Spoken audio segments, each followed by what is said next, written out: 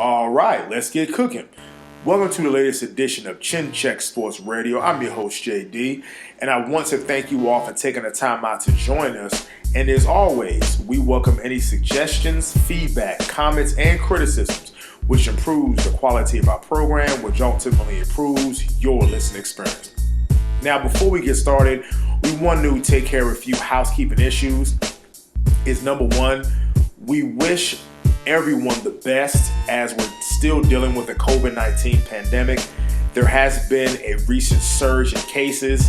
Now, you can lay blame at whoever you wish to lay blame to, whether it is your politicians who might have opened states too soon, whether it's people out here in the streets without masks and not practicing proper social distancing techniques. So there has just been this perfect convergence of factors that now the numbers seem to be going up. You have states where they're setting records almost daily in new cases. So this is once again a very trying time in our lifetime. And as we have always stated, if we can serve as just a slight distraction with everything that's going on, we're proud of that, and we will continue to do that. We know that the level of uncertainty drives a lot of the anxiety, and we're possibly maybe looking at another shutdown of states, of cities and states that can result in another government shutdown. I'm reading articles where, companies like Delta are reporting huge losses and they're cutting their workforce by 20%. The unemployment benefits could possibly expire soon, so there's discussion about trying to extend it. So this is really a trying time, a very stressful time.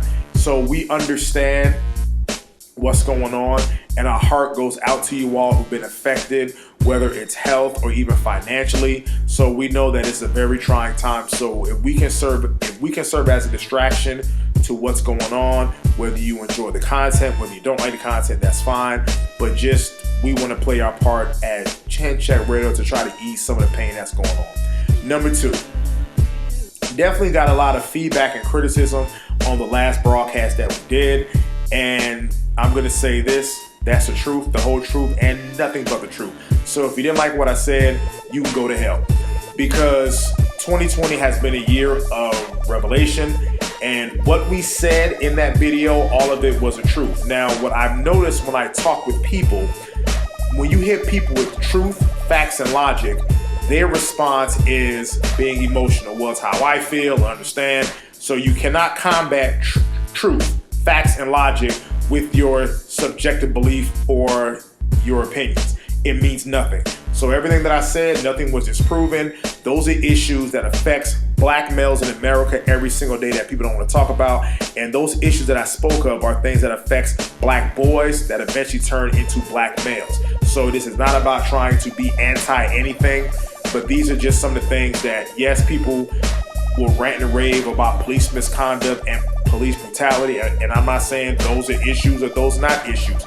But these are other issues that I don't see the backlash, I don't see the vitriol, I don't see the protests, I don't see people discussing these things that affects black men, that ultimately affects black people. So if you don't like what I said, you can go to hell, but that's the truth and nothing but the truth. Third, we definitely want to thank all of you who continue to support our program.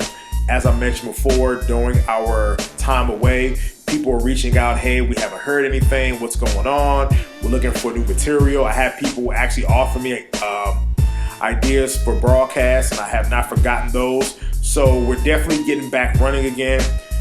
We're definitely going to be coming at you with the content with our broadcast here on YouTube. So definitely sit back, relax. And we know that our program is probably not for everyone, and that's okay. But for our hardcore people, for our people who's been with us since day one, we thank you, we thank you, we thank you for your support. For the new people that come along, and they've definitely been very supportive, getting a lot of good feedback. I'm actually working on getting an email. Address for Chin Check Radio. So if you have any thoughts and comments, you can also send us an email. So I'll be working on that. So it's definitely a lot of fun. We definitely had fun with Chin Check Radio. We're going to continue to bring you these quality broadcasts that only you enjoy. Now, I wanted to put together a all-time Dallas Cowboys list.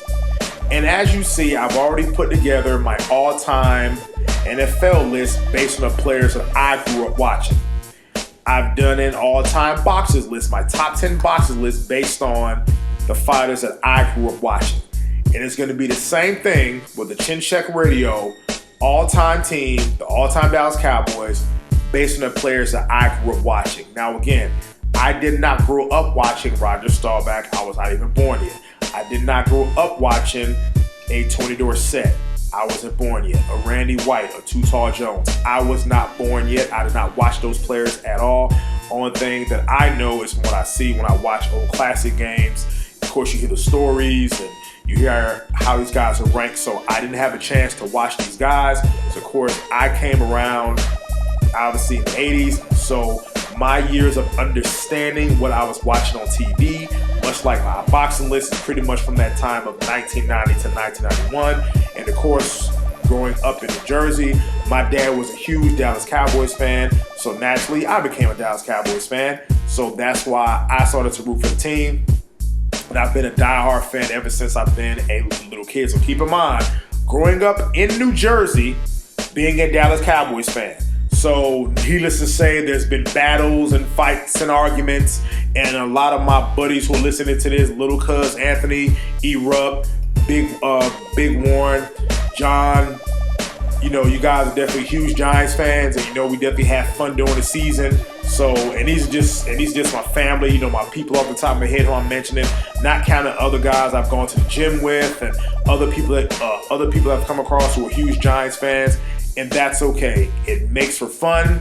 I know some of you probably gonna listen to this program and probably turn it off as soon as I go through the Dallas Cowboys team, but that's okay. But definitely sit back and enjoy it, and it'll bring some good memories. So we definitely wanted to put together our all-time Dallas Cowboys list based on players that we grew up watching. And of course, we're gonna give a nod to the defense first, because of course the defense wins championships, and definitely a lot of great Dallas Cowboys that I grew up watching. So, our starters, we're going to start from the defensive line all the way back to the secondary. So our starters for the Chin Check Radio all-time Dallas Cowboys team based on the players that we grew up watching. Starting defensive end, future Hall of Famer, DeMarcus Ware. Now, understand something. Now, let me give you a little bit about my criteria. I believe I jumped the gun a little bit. Our criteria for choosing the all-time players are players who spend at least 4 years with the Dallas Cowboys. I thought about doing 3. I was like, can we do 3? Can we do 4? Can we do 5? And some players who were good for the Cowboys didn't play 5 years. And some people played 4 years. Some people argue that 3 years is not a long time. So I figured the happy medium would be at least 4 years. So these are players who's played 4 years for the Dallas Cowboys. Also, I have to be mindful, the majority of the players on this list did not finish their career with the Cowboys, or in some cases did not start their career with the Cowboys. So I specifically focus on their time with the Dallas Cowboys, their accomplishments with the Dallas Cowboys. And really, I didn't really worry about anything else. Even the numbers, their sack numbers, and their tackle numbers, it was only as a member of the Dallas Cowboys. So you have players like a DeMarcus Ware who won a Super Bowl with the Denver Broncos, and that definitely hurts. So we moved that to the side and only focus on his accomplishments as a Dallas Cowboy. So that's our criteria. So once again, first up, starting defensive end, DeMarcus Ware. Drafted by the Cowboys in the first round in 2005, played with them from 2005 to 2013. Now, this is during the Bill Parcells era.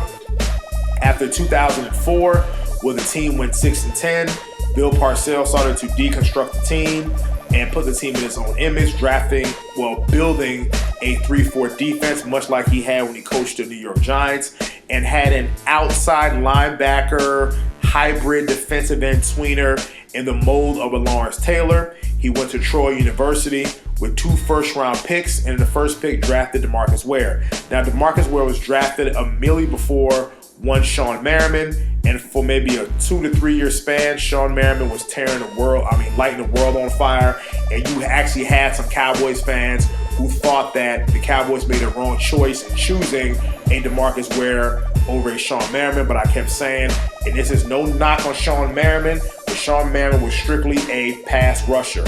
While DeMarcus Ware could rush the passer, he can drop back in coverage, he plays the run very well, he has long arms. I mean, he clearly was a prototype of what Bill Parcells was looking for in the mold of one Lawrence Taylor. And you could tell by the first preseason game, and I believe that might have been against Seattle, where DeMarcus Ware was all over the field. Again, rushing the passer, drop back in coverage, stout against the run, definitely a complete player with the Dallas Cowboys. So his numbers from 2005 to 2013, was a Pro Bowl player from 2006 through 2012, 4 times first team All-Pro, 2007, 2008, 2009, and 2011.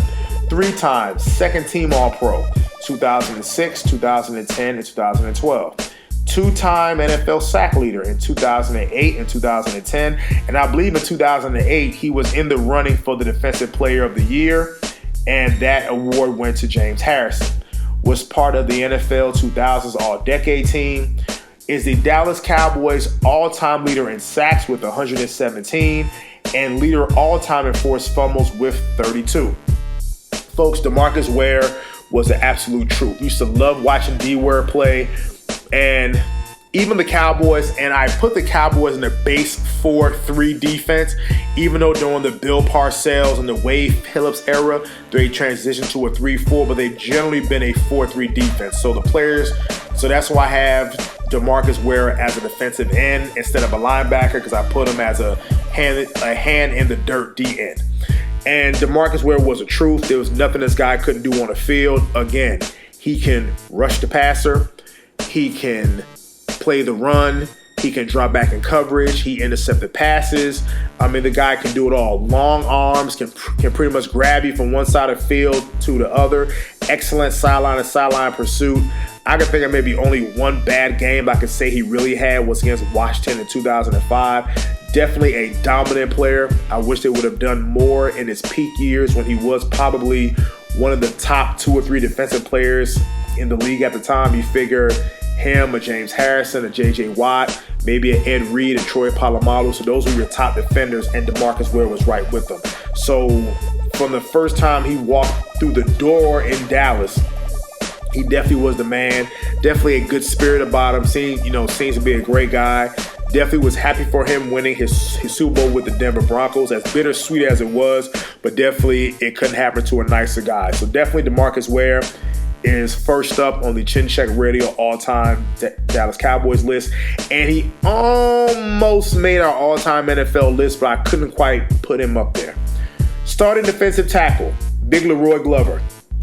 Played for the Cowboys from 2002 to 2005. Came from the New Orleans Saints. Signed at the time, a pretty decent free agent deal. Leroy Glover made Pro Bowls in 2002, 2003, 2004, 2005. 2-time All-Pro in 2002 and 2003. Played all 64 games for the Cowboys with 21.5 sacks and 5 fumbles. And he's the only Cowboy to make the Pro Bowl in his first 4 seasons. Yes, I used to love watching Leroy Glover. Now, unfortunately, some of those years, the first year with Leroy Glover, the team went 5-11. The next year in 2003, Bill Parcells come to town, stays in the 4-3.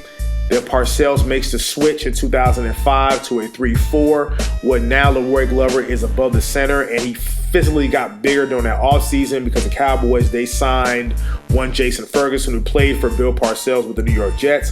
And Ferguson was a much larger defensive tackle, and Glover just started to kind of wear it out physically at the end of season, specifically playing the 3-4 technique, and wasn't as effective in Parcells' system. I've had my critique and criticism of Parcells' time in Dallas, but it doesn't take away from anything that Leroy Glover did in Dallas. Used to love watching him play. Was definitely dominant on the defensive line. A strong guy physically.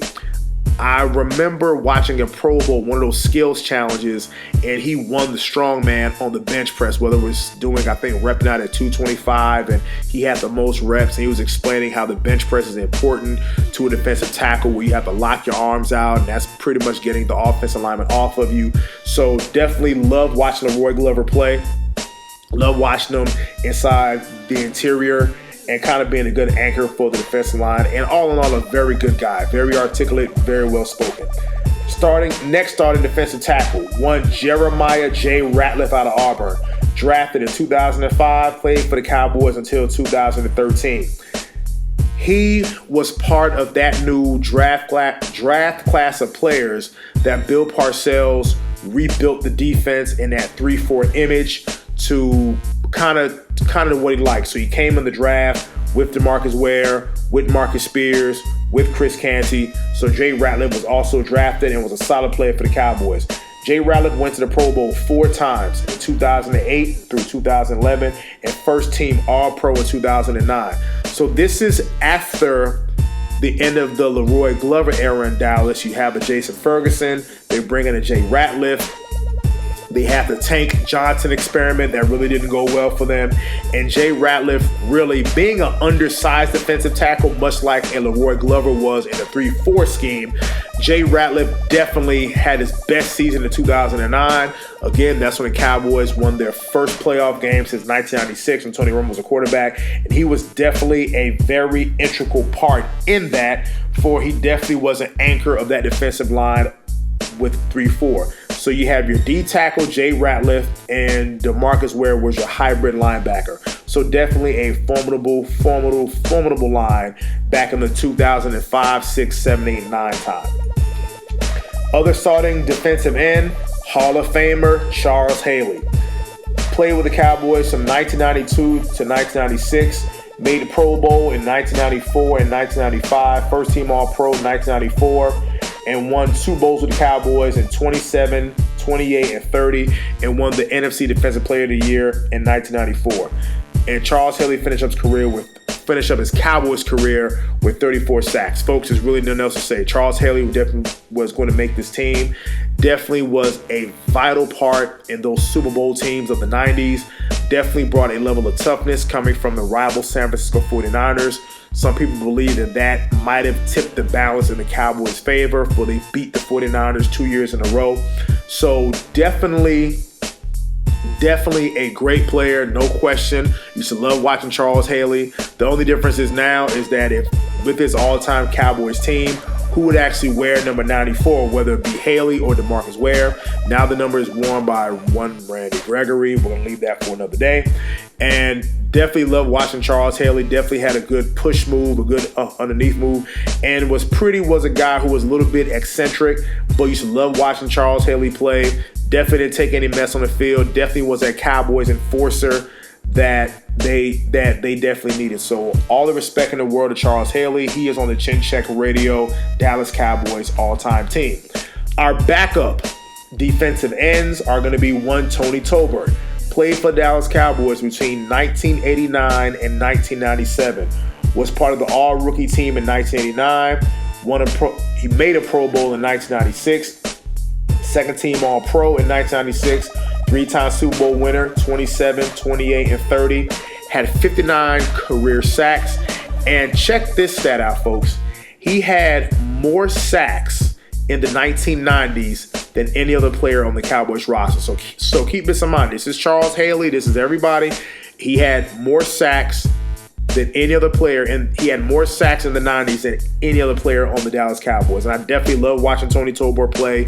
Definitely, not as well known because, of course, those Cowboys teams, you had a bunch of stars, especially on the offensive end. You had Charles Haley, so he was kind of overshadowed, but definitely a damn good football player, and he is not forgotten because I definitely enjoyed watching him play. Our other backup defensive end is one Greg Ellis. Now, to Cowboys fans, Greg Ellis is the player that the Cowboys drafted instead of one Randy Moss. So, in 1998, as the triplets, as that era started to decline, there was a need to infuse some young talent on the team.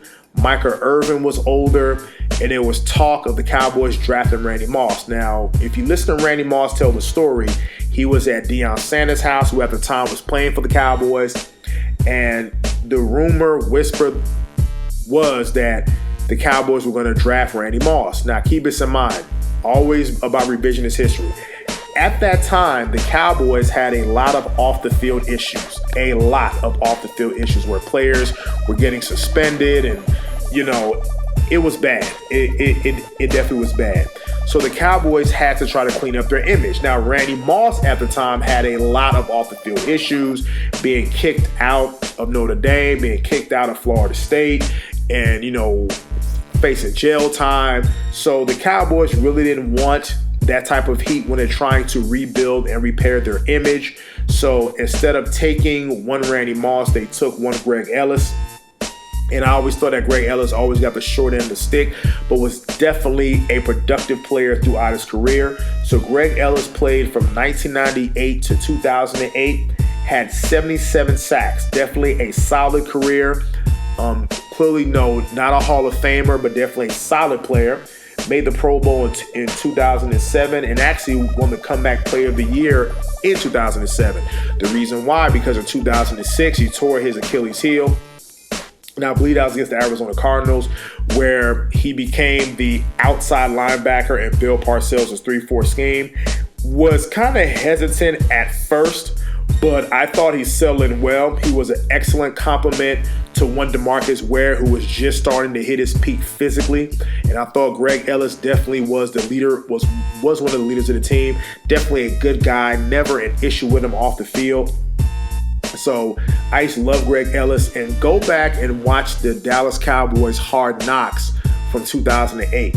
And they were playing, I'm going to say, a preseason game, and the team came out very flat. They looked awful. And he pulls the team, he pulls them on the sideline and tells them, hey, I know we're tired. We've taken all these trips. I know I'm tired.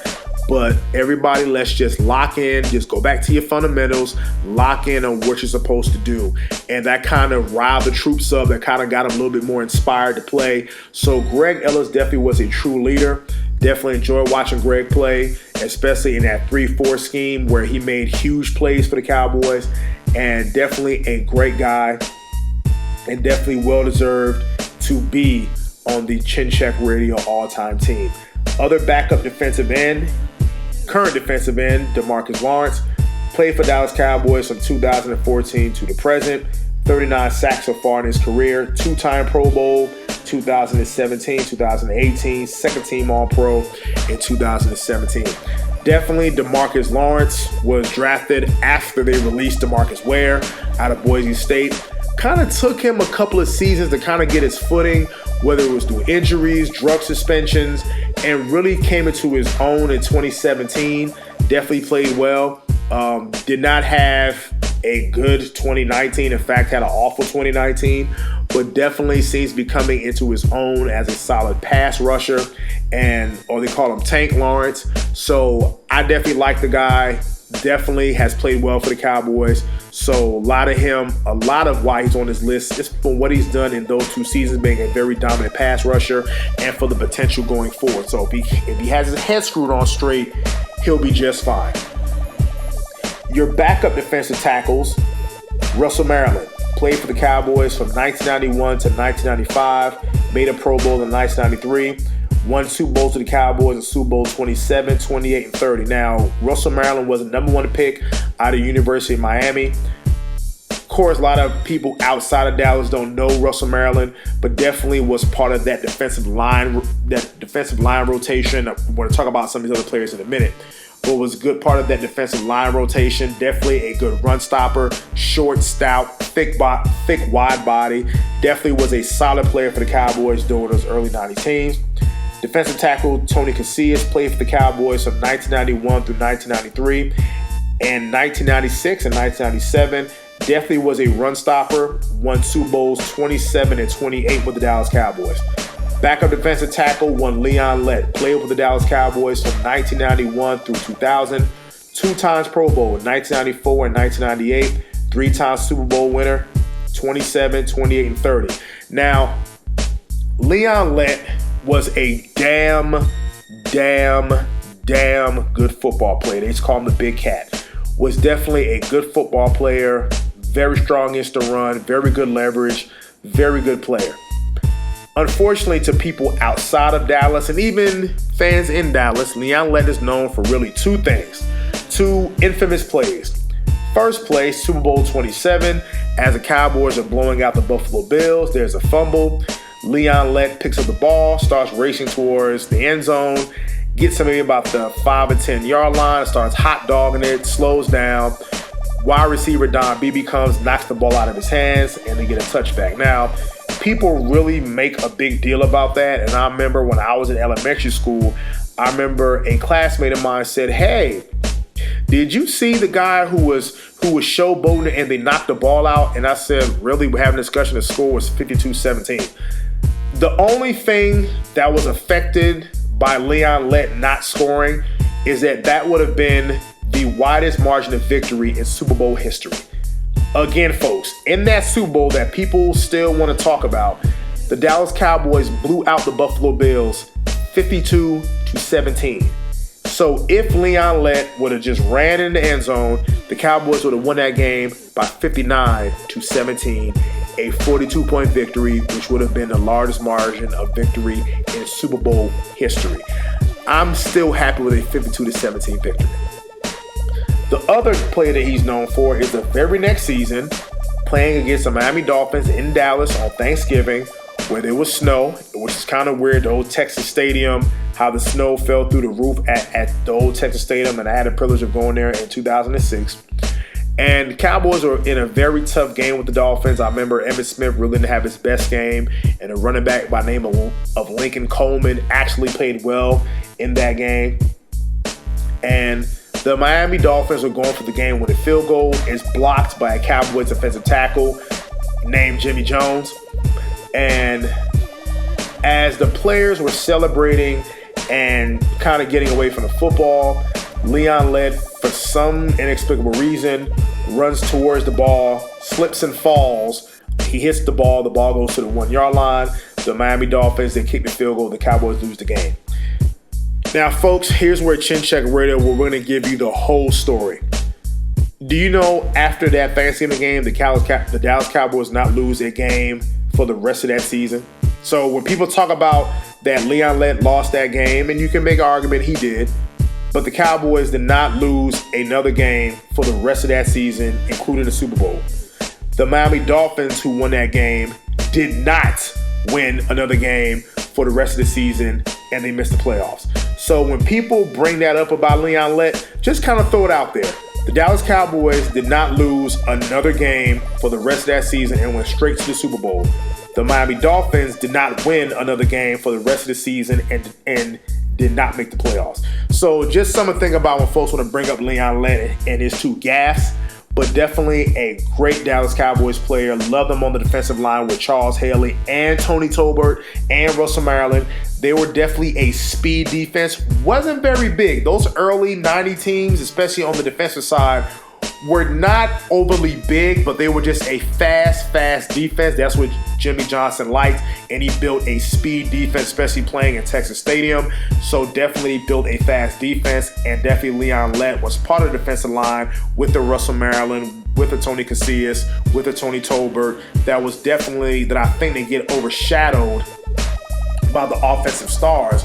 But in 1992, the first year they won the Super Bowl, the Cowboys actually had the number 1 ranked defense. And I believe in 93, and Dave Wannstedt was a coordinator in 92.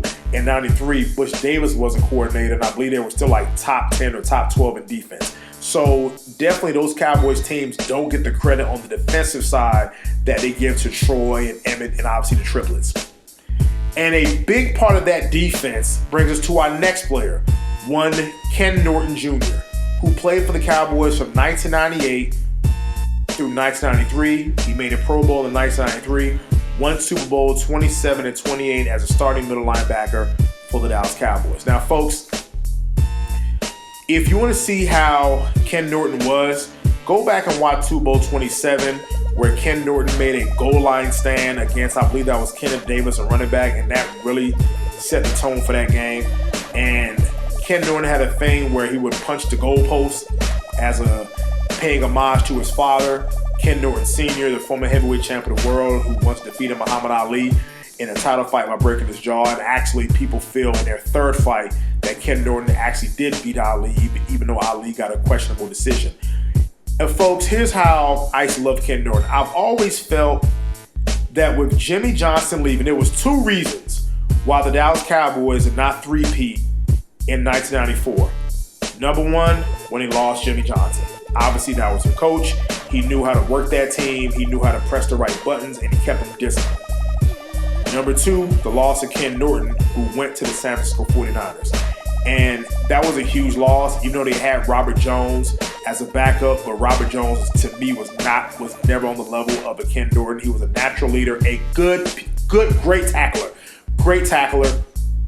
But I've always felt that Ken Norton also shifted the balance of power, much like a Charles Haley did for Dallas against San Francisco.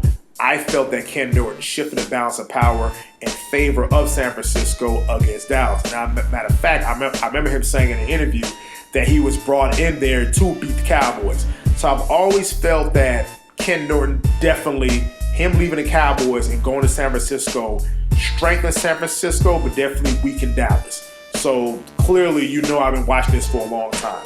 And definitely love Ken Norton, definitely a good player for the Cowboys. I'm happy to see that he's doing his thing in the NFL now.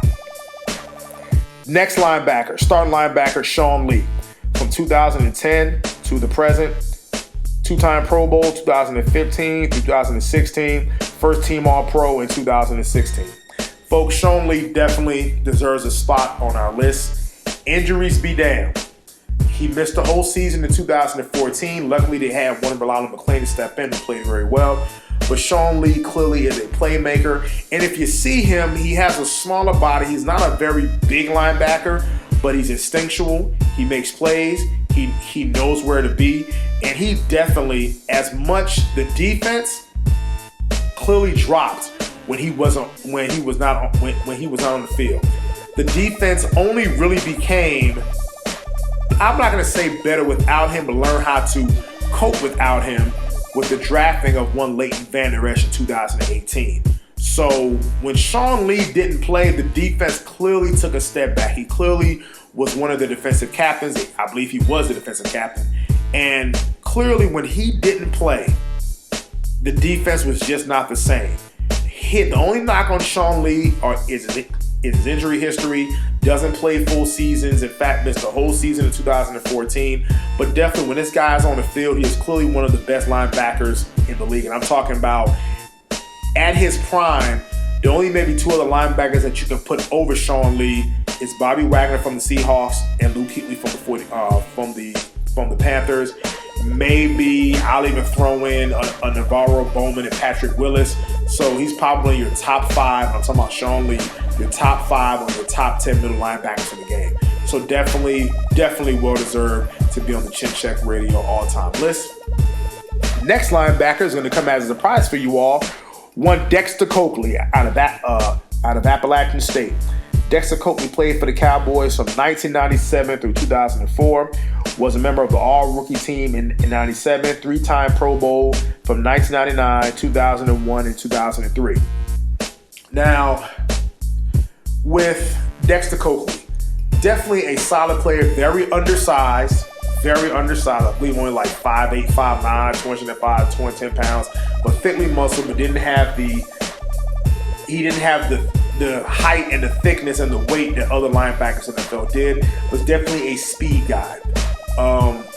Clearly making Pro Bowls. The guy was clearly a playmaker, a damn good tackle machine, much like a Sean Lee was, much like a Ken Norton was. Definitely good tackle machine, very fast runner, very athletic. Of course, his time came to an end during the Bill Parcells era, when Parcells made a comment, I believe, that he could fit the Cowboys linebacker inside of a clown car because they were that small. So, of course, he had to deconstruct that defense and try to rebuild a defense that he likes, having bigger linebackers.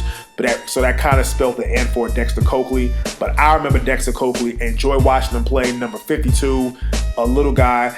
I believe he had an interception return for a touchdown. a fumble return for a touchdown against the Miami Dolphins when Jimmy Johnson was the coach of the Miami Dolphins, and he came back to play the Cowboys, and I believe he had a touchdown in that game. So definitely used to love me some Dexter Coakley. Definitely was a motivation to me, being that, he was a guy who came from a smaller school and wasn't big physically, and all the critics said he couldn't do it, and definitely was motivating to myself and other athletes who said, well, you can't do it because you don't have the physical stature. But it's nothing that can be said about your heart, about your determination, and about your work ethic and your natural ability. So definitely Dexter Coakley is on the Chin Check Radio all-time Dallas Cowboys team that we grew up watching. Next backup linebacker, one Bradie James from 2003 and 2011. Now, Bradie James does not have a single Pro Bowl to his credit, no All-Pros to his credit, but definitely for a long time was a stalwart in that Dallas Cowboys 3-4 defense. Now, Bradie James is the first player to lead the Cowboys in tackling more than 3 straight seasons, and actually it was 6 consecutive years that he led the Dallas Cowboys in tackling. 5 straight seasons of at least 100 tackles, and is only the second Cowboys defender after Eugene Lockhart with 200 tackles, and in 2008 he had 202 tackles. Now keep this in mind with Bradie James. Unlike Patrick Willis and Navarro Bowman, who was a great linebacking tandem, LT, Harry Carson, 2 Hall of Famers. Patrick Willis is going to be a Hall of Famer. I think Navarro Bowman would have been a Hall of Famer if he didn't get hurt. If you take Brian Urlacher, Hall of Famer, Lance Briggs, you can make an argument. Clearly this was a linebacker tandem, where Bradie James in 2006 had to play alongside Scott Shanley, Aiken Adele 2007, Zach Thomas 2008, Keith Brook in 2009, and Sean Lee 2010. So in this 3-4 defense, clearly there wasn't any continuity on that side of the ball where they were just shifting out linebackers, but Bradie James was the one constant. Thick guy physically, knew how to tackle, knew how to meet guys head up. Again, doesn't have the individual statistics. He doesn't have the Pro Bowls and the All-Pro. But as a Cowboys fan, if you watch Bradie James play, definitely was a damn good linebacker. Definitely the Cowboys needed a short tackler. And I enjoy watching Bradie James play. And definitely he deserves all the credit for being on the Chin Check Radio all-time team. And an honorable mention is going to be linebacker Dat Nguyen, who played for the Cowboys from 1999 through 2005. Unfortunately, injuries cut his career short, but played alongside one Dexter Coakley, and part of that unit in 2003 that was ranked number 1 in defense when Bill Parcells took the team over. So, which is funny, for that time when the team went 5-11 before Parcells got to town, that defense was actually pretty good. It was an offense that was putrid. So definitely some well-deserved players on this team. Moving to our secondary, cornerback Deion Sanders. Folks, really nothing to be said. Deion Sanders played for the Cowboys from 1995 through 1999, won Super Bowl 30. First team All-Pro in 1996 through 1999 as a cornerback. First team All-Pro as a punt returner in 1998 and made Pro Bowls from 1996 through 1999. Once again, ladies and gentlemen, it's Deion Sanders. It's really nothing to say. One can make an argument, possibly the greatest cornerback who ever played. You can actually make an argument, probably one of the best football players who ever played, playing multiple positions, cornerback, punt returner, kick returner, wide receiver. Figure along with Jim Thorpe. I mean, folks can really make an argument that Deion Sanders is probably one of the best football players who's ever lived. But that's an argument for another day. You know, primetime has to be on the Chin Check Radio all-time Dallas Cowboys team. Another starter is going to be one Terrence Newman. Played for the Cowboys from 2003 to 2011. Made Pro Bowls in 2007 and 2009. The ageless wonder who just actually retired last season. And Terrence Newman was Bill Parcells' first pick in 2003. Definitely a good player, a solid player nonetheless. Starting safety, Darren Wilson, played for the Cowboys from 1990 through 2004. Won Super Bowls 27, 28, and 30. 5 times Pro Bowl in 1994 through 1998. First team All-Pro 1994, 1995, 1996, and 1998. I'm going to tell you how valuable Darren Wilson is to the Cowboys. till this day, now this man stopped playing in 2000, really 2003, missed that season, retired in 2004. Till this day, they're still trying to find an adequate replacement for one Darren Wilson. We're talking 16 years ago. Till this day, they've gone through a litany of safeties, and they still haven't found anything comparable to Darren Wilson. Darren Wilson, I believe, is actually eligible for the Hall of Fame. I don't know if he's actually going to get in. He's definitely in the Cowboys Ring of Honor. Definitely was a good safety that had good cornerback speed. I watched him run people down. Definitely a good tackler. So Darren Wilson definitely was a good stalwart on that team.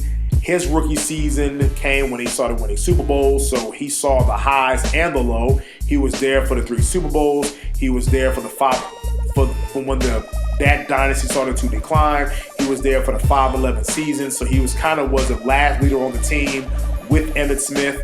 And mind you, he was actually on the team longer than one Emmitt Smith.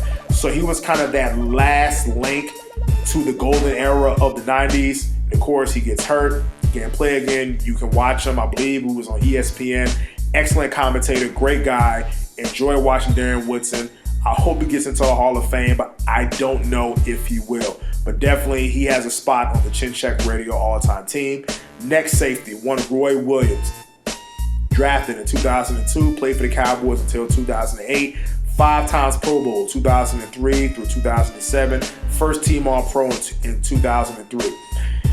Okay, in 2002, Darren Wilson and Roy Williams played together, a very formidable secondary. And Roy started to get exposed a little bit after the retirement of Darren Wilson, where Roy was exposed in coverage. But Roy Williams was definitely a good punch you in the mouth. Ooh! A hitting safety. I mean, Roy will knock your block off. Definitely had limitations and liability in coverage. I felt that was poor coaching, even put him in that position. They should have kept him closer to the line of scrimmage. But that's probably offensive coaches scheming against him. But definitely a good player. For those of you who wonder why is the horse collar tackle at 15 yards, where if you you stick your hand inside the player's pads and you pull him to the ground from behind while he's running, the reason why is because of one Roy Williams. Check back 2004, playing the Philadelphia Eagles. He does a horse collar tackle against one Terrell Owens, breaks the ankle of T.O. T.O. then plays in the Super Bowl 6 weeks later. So that's why players get penalized 15 yards for a horse collar tackle. You can trace that to one of Roy Williams. Definitely a hard hitter out of Oklahoma. Is known in college football for the famous play in the Red River Shootout versus Texas, where he leaped over pretty much in one, almost like a slingshot, like a bullet. I don't want to say bullet, but kind of a rocket over the line of scrimmage, making the play in the end zone. So definitely Roy Williams, a first-round pick for the Cowboys. Definitely played admirably for them. Again, had liabilities in coverage, but definitely forced fumbles, which definitely was a good tackler, and I had no issues with Roy Williams. Again, you can make an argument with Darren Wilson and Roy Williams. The Cowboys are still trying to find adequate safeties. Yes, you have the Jeff Heats of the world and the Barry Churches of the world, but nothing compared to those guys. So that kind of says a lot where they're still struggling to find safety help. Our backup cornerbacks, we're going to use Brandon Carr from 2012 to 2016. Again, Brandon Carr doesn't have the numbers, doesn't have the Pro Bowls, he doesn't have the interceptions, but definitely brought about stability in the secondary. Came on in 2012, signed a free agent deal. The Cowboys drafted Morris Claiborne in the first round. So you thought the Cowboys clearly upgraded their secondary, and the reason why they did that, they got their asses torched in 2011 by those New York Giants teams who had a Hakeem Nicks, who had Victor Cruz. The Giants, they won the Super Bowl that season. So the Cowboys knew that they had to upgrade that secondary, and it paid dividends because opening day of the 2012 season, the Cowboys played the New York Giants at New York, and that's the first time that a defending Super Bowl champion lost their home opener on a Thursday night. And that's because it had paid immediate dividends with Brandon Carr, with the Morris Claiborne, to neutralize that Giants secondary of a Hakeem Nicks as well as a Victor Cruz. So Brandon Carr definitely was a solid player for the Cowboys, still going strong for the Ravens. The only really bad game I could think of that he had was when he pretty much got torched by Calvin Johnson. And other than that, but solid player. Again, not the flashes, doesn't make interceptions, but definitely a big cornerback. Distinct, knocks plays away. Returned an interception against the Steelers back in 2016. So definitely a good player for the Cowboys. Doesn't have the Pro Bowls, doesn't have the individual accolades, but definitely added some stability to that secondary. And our other cornerback is Kevin Smith, who played for the Cowboys from 1992 to 2000. Was the other starting cornerback opposite Deion Sanders. Won a Super Bowl with the Cowboys 27, 28, and 30. Now check this out, folks. He led the Cowboys in passes defense in 1993, 1994, 96, 97, 98, 99, and 2000. His rookie year in 92 and 95 when he got hurt.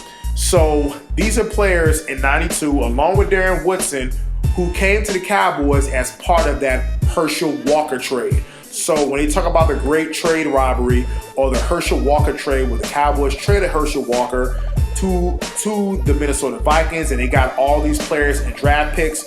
Well, Darren Wilson and Kevin Smith were players who were part of that deal, and the Cowboys used those picks to draft those players. So definitely Kevin Smith was a solid cornerback. Again, doesn't get the credit because that team was overshadowed by his offensive stars and some of the egos. Then when Deion Sanders came on, of course, you have the whole primetime persona, so he kind of gets lost. He kind of gets lost a little bit, but was definitely more than a capable cornerback, especially during those Super Bowl years, as well as leading the team in pass defense. Some other honorable mentions on our Chin Check Radio all-time Dallas Cowboys team are Byron Jones, who is now playing for the Miami Dolphins, as well as Bradie James. Now with Byron Jones, had one good season as a corner in 2018. I don't know whether I should lay a lot of criticism on him or on the coaches for putting him at safety for all these years. Maybe his natural position was a cornerback. Played well in 2018. He didn't play well in 2019, but parlayed that into a big contract. And Bradie James played solid for them. Nothing special, but just throwing honorable mention. So you have our starters. Definitely, this is fun putting this together. We're compiling the offensive list now, and that's going to be fun. So until the next time, it's Chin Check Radio signing off, and we hope you enjoy.